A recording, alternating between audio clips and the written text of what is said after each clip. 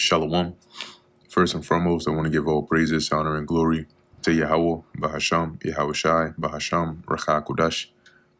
Double honors to the apostles and the elders of Great Millstone, and peace and blessings to the elect. And today we're going to go into an interesting topic here, which is dealing with something that Trump said, and I'm sure we've heard it already, but this is while he was on the Joe Rogan podcast. The Middle East is rapidly changing. There are prophets that say the world will come to an end in the Middle East. You know that, right? And, he basically,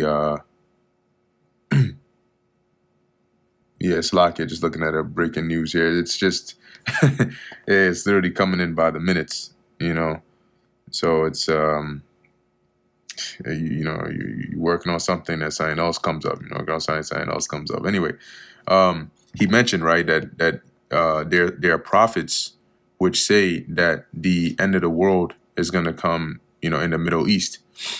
And he's like, he told Joe Rogan, you know that, right?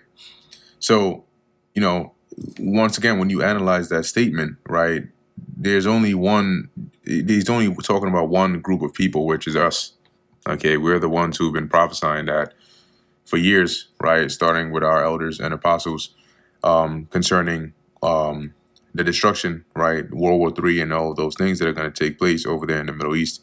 Now, as time moves forward, you're going to see how prophecy is going to, it's going to get more and more granular, more and more detailed. And that's why I'm starting off here with this Ecclesiasticus 5:15. Be not ignorant of anything in a great matter or small.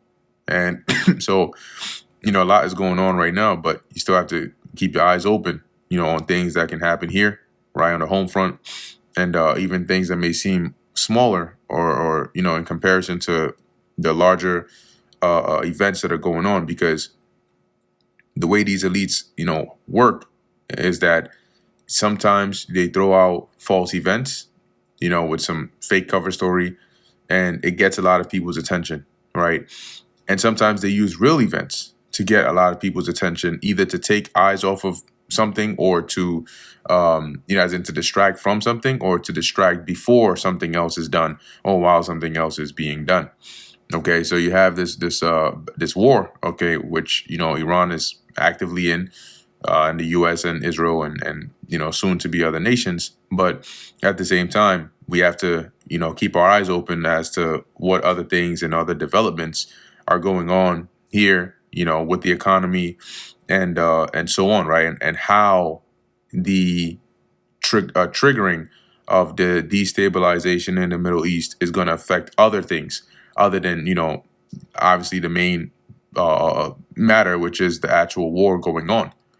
Because there are a lot of strategic moves that are being made right now, even as we speak, and as we see this war developing more and more.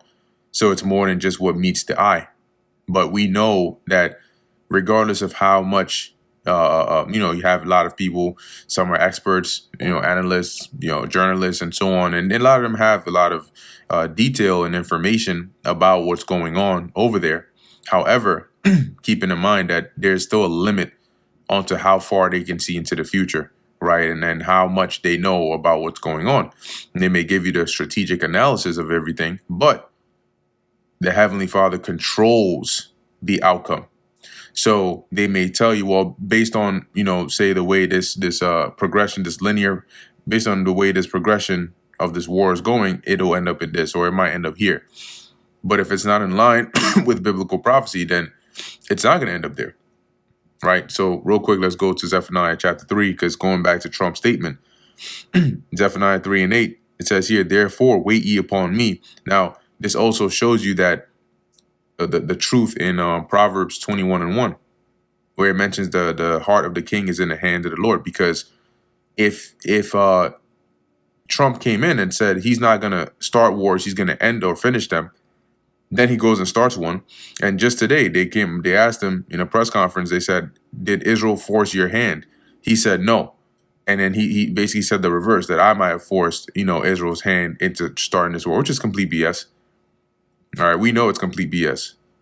But if you, and he said, well, he believed that even though they were trying to get to a deal, that Iran might attack first. Why would they do that? See, so the Lord is the one that puts the thoughts into the hearts of men. Okay, he's the one who seals their instruction on what to do, because it's all leading to the fulfillment of prophecy. It's like actors in a play that don't know that they're actors, and the script that they're reading off, they don't realize they're reading off of a script. They're just acting, thinking it's their own intention. Meanwhile, the Heavenly Father is influencing them. So this is Zephaniah 3:8. It says, "Therefore wait ye upon me, saith the Lord, until the day that I rise up to the prey."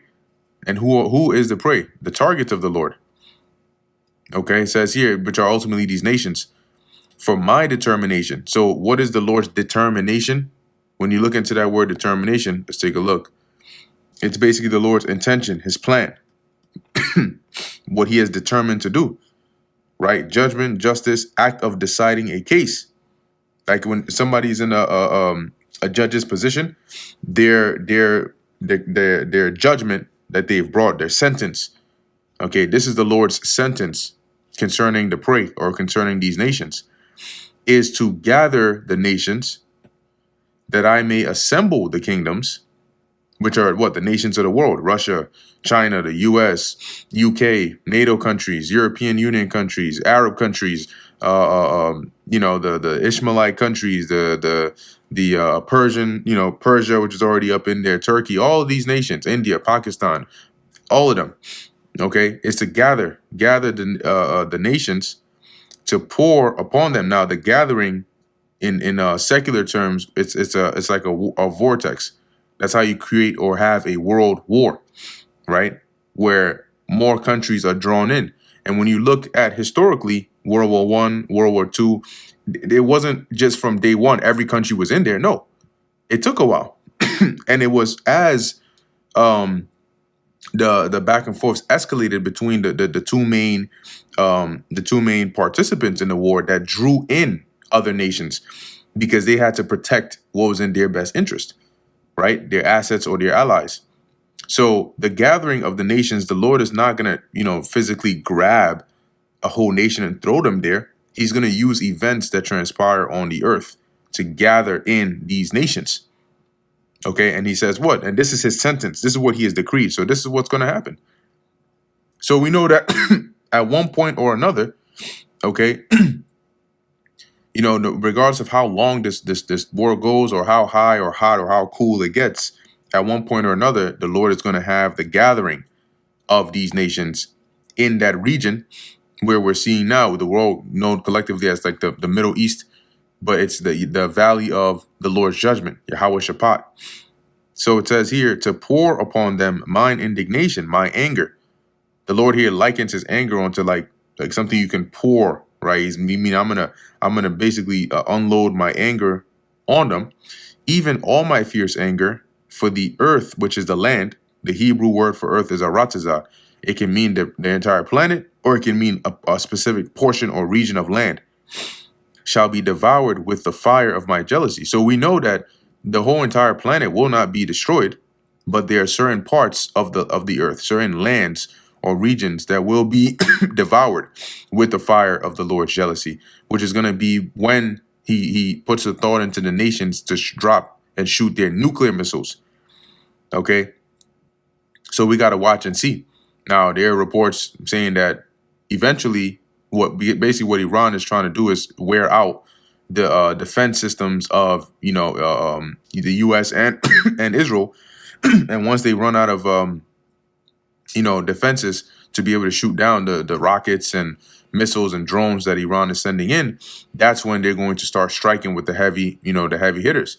And if Israel feels like they're backed into a corner, don't be surprised if they go ahead and drop and drop a nuke or try to go nuclear. Okay, let's move on here.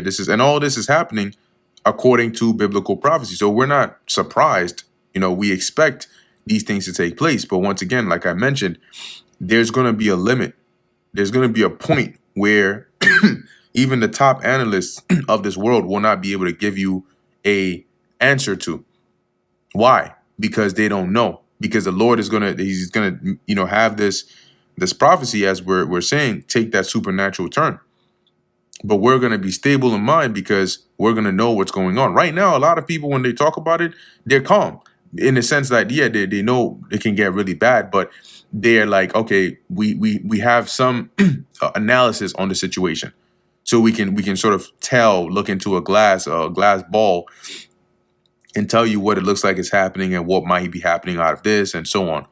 But the fear of nuclear destruction on the scale of biblical proportions, it still hasn't fully set into the minds of the world just yet. Okay, there's still thoughts in the minds of people that at some point this will calm down, which it might. But the difference is they think that once it does, it's going to be like, all right, now we've come to very terms that are like etched in stone. And so now the region can be stabilized and cooled down again, and then we can all call it a day. No, it's going to go nuclear. Okay, but not right now. Not right now, because the Lord still has certain things that need to take place before that. That's what it's going to be. That's what's holding up the nuclear destruction, not the fact that they're gonna come to some agreement so good that they won't have to worry about nuclear war. That's not going to be the case. This is Isaiah 33:6, and wisdom and knowledge shall be the stability of thy time. See, that place is being destabilized, but the Lord he has us stable because we have not the wisdom and knowledge of this world per se, but the wisdom and knowledge of Yahweh Ba'Shem Yahweh Shai that allows us to know and believe the words of the Lord, understand it, and know how to navigate in this world as prophecy is taking place. And strength of salvation, the fear of the Lord is his treasure. So as we see all of these things happening, we have to just revert back to what Yahweh Shai told us, right? Pray, have faith, and watch. The Lord is working, so watch. Just follow what you know, because you're going to see certain things. But if you stick with what you know and you live by faith, then you'll be good. Okay, so I just wanted to, say a few words on that. Right now, there's so much information going on. You throw out a quick video here, a post here, a short here, because there's just so much. All right, but Lord willing, the Lord continues to speed it up, to bring these prophecies to come to pass and drop that MOTB, that mark. And at that point, yeah, well, you already know what's going on from there. So Lord willing, this was edifying to the elect. In closing, I want to give all praises, honor, and glory to Yahweh, Bahasham, Yahweh Shai, Bahasham, Racha Kodash.